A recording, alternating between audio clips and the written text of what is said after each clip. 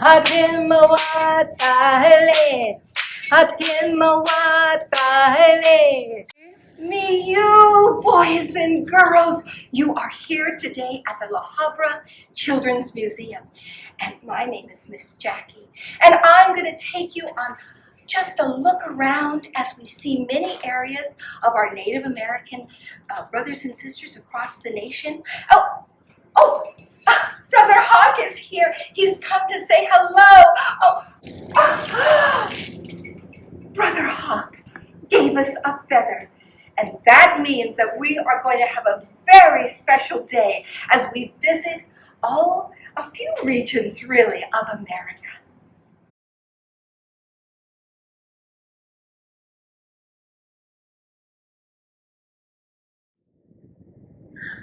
Me, you, boys and girls, me, you, I'm so glad that you came today. We are going to hear another story, a story that has a beautiful name, How Stories Came to Be.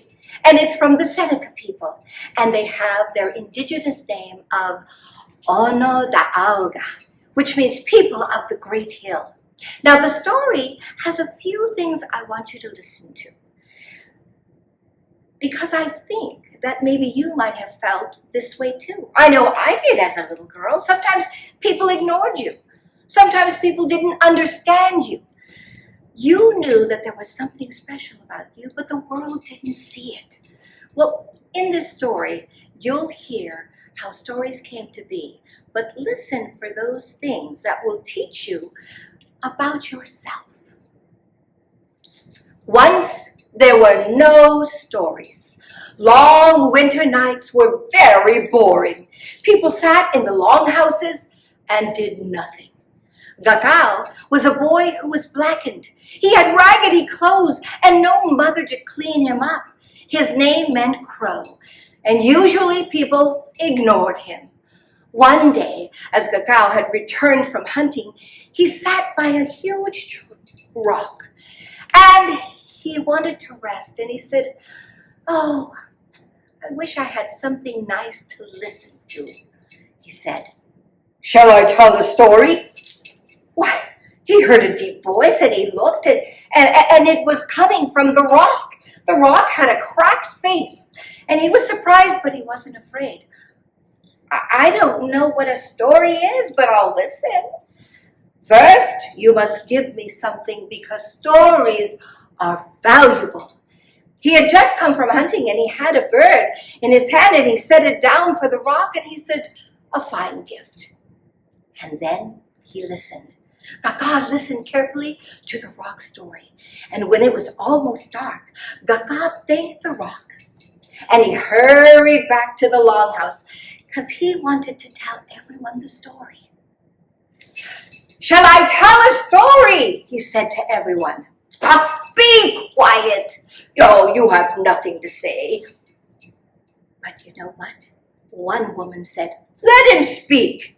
It's so boring, it would be better to hear what he has to say than just to sit here being bored." And so he told the story. But he said, "First, you must give me something, because stories are valuable." And they gave him a beaded bag. He accepted the gift, and he took it, and then he told the story. Oh, they liked it when they heard it. They were joyful, and they were looking up, and they were saying, "That was nice. I liked it." "I did too.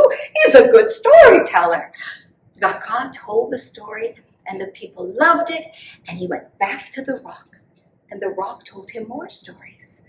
And then he did it many, many, many times, and the people gave him gifts, and soon he was wealthy. And soon he was cleaned up, and you know what? He was handsome. Well, one day when he went back to the rock said, "I've told you all my stories. Now they do not belong to me, but to everyone who can hear a story if they listen." And he went to the rock, and he said, "Will they listen?" A story is to this day special when someone is listening. And they will, Gaka. Tell them, "Are you listening?" Now I'm going to say ho, and you're going to say hey. Ho! I hope you said hey. That's the end of our story. And we have others for you. But when you listen to a story, this is what I want you to know. That every story has a little teaching. And that's how we learned. We didn't have books. We didn't have libraries. But we had the soul of Native Americans that would hold a story, tell a story, and the children would learn. We'll see you next time because we have another story for you too. And the question is, are you listening? Atachem tehale, atachem tehale.